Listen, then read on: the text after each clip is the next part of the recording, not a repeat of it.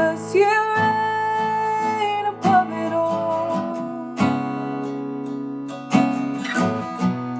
Oh, you reign above it all.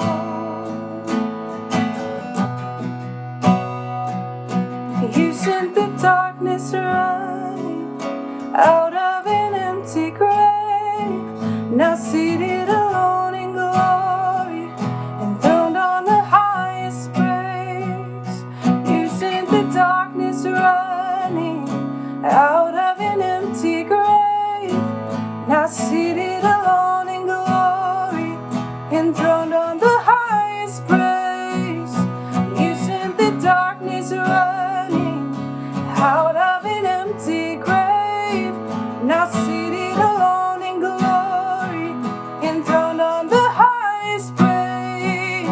You sent the darkness running out of an empty grave, now seated alone in glory, enthroned on the highest praise.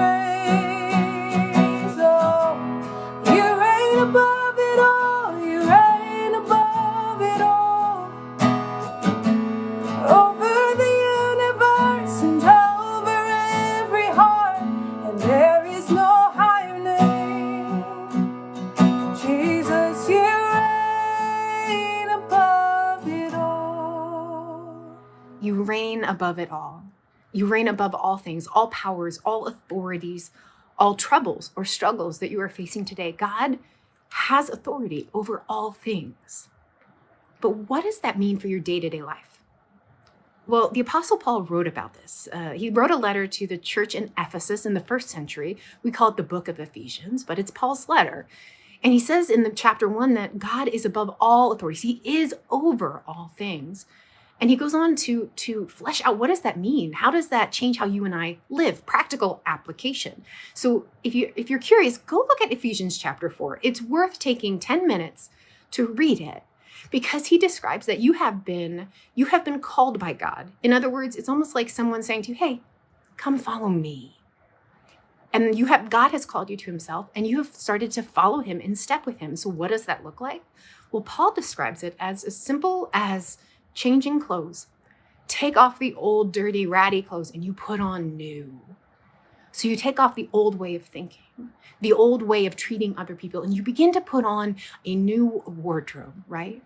And there was one example in there of a way in which we do this that stuck out to me, because I sometimes struggle with this. Maybe you do too. And it's Ephesians 4:15. He had just been saying that the old clothes we used to wear, we would try and influence people, or we would be influenced by them when there would be clever talk or kind of manipulative language, because words have power, right?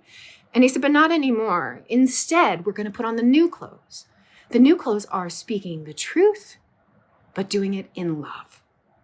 Speaking the truth. So sometimes I know I hold back because I don't want to have a hard conversation, right?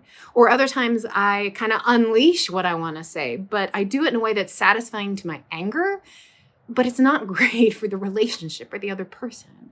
Speaking the truth in love means I put the other person's best as foremost, but not sacrificing the truth in that moment, walking that balance. And the reason that we do that, it's because that's how Jesus did it. He spoke a lot of hard truths, but he did it in a way that always had the other person's best in mind for their own good. And may we learn to live in the same way, putting on our new clothes of how we use our words. Father, thank you for Jesus' example. Thank you for calling us to yourself, for making us interested in faith in you, for calling us to follow you. And that means that we get to take off the dirty old rags we used to wear, the way we used to live. Help us today to be aware of a way in which we can use our words in a new way today that follows the way Jesus used his. In your name, Jesus, we ask this. Amen.